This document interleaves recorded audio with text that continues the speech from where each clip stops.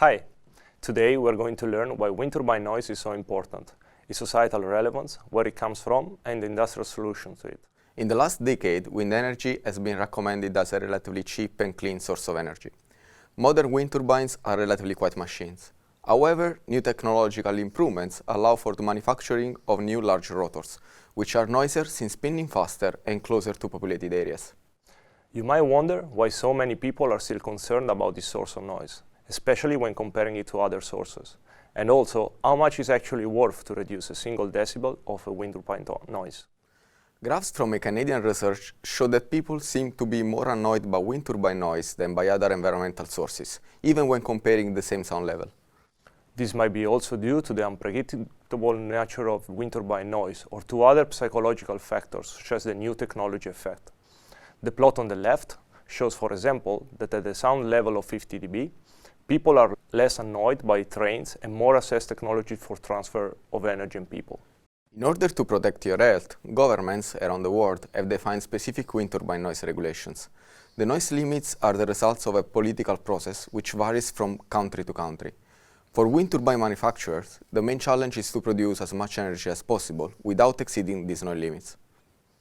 In order to stay within the noise limits, most wind turbine manufacturers offer a range of low noise operation modes, with an energy production that is a function of the amount of decibel to be reduced.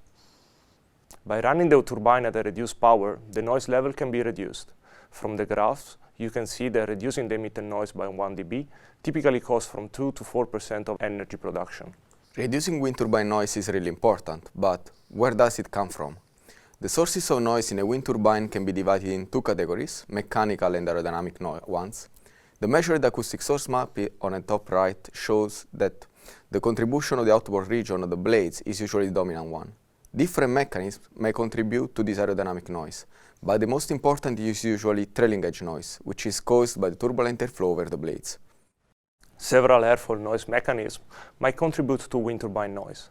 While most of them, such as bluntness noise and separated flow noise, can be prevented by good turbine design, the noise produced by the trailing edge is the most difficult to be addressed and the most important.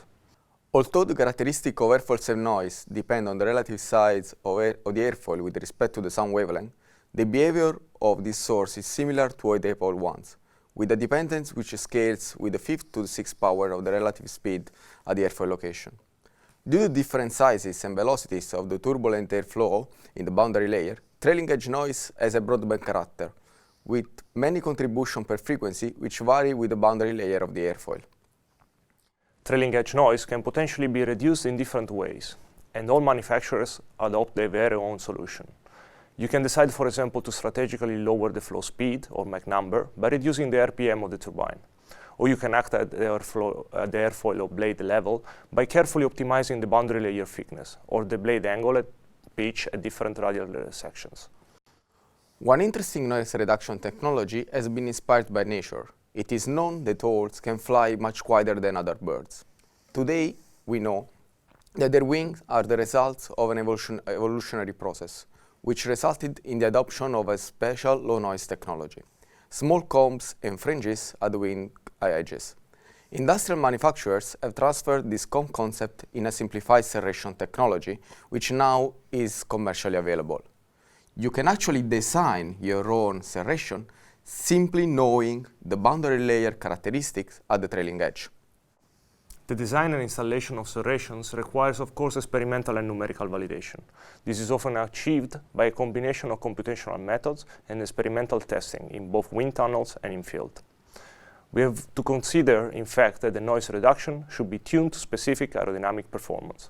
This is mandatory to deliver a product that can survive the lifetime of the wind turbine. The challenges associated with the numerical and experimental validation of the innovative design that you foresee are incredible. Just think about how large are wind turbines and how difficult it can be to simulate or even measure blades with cords as large as 1 meter. However, current improvements in both experimental techniques and numerical solvers are allowing us quickly to move toward larger sizes. I believe that there is a lot that can be done from our students. We are looking forward to this new era of silent blades.